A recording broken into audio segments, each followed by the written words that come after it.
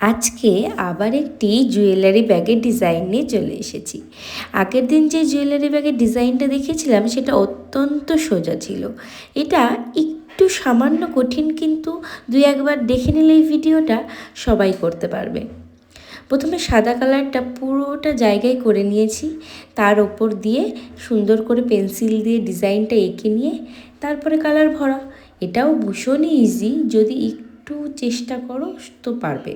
কিন্তু এটা আরও বেশি সুন্দর আর ইউনিক লাগছে আমার কাছে।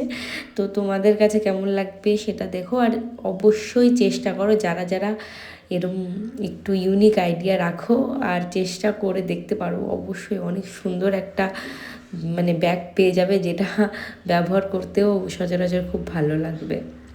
লাস্টে জাস্ট ব্ল্যাক কালার দিয়ে আউটলাইনগুলো করে দিলেই হয়ে গেল একটা সুন্দর ব্যাগ তৈরি। কেমন লাগছে সবাই জানিও। টাটা।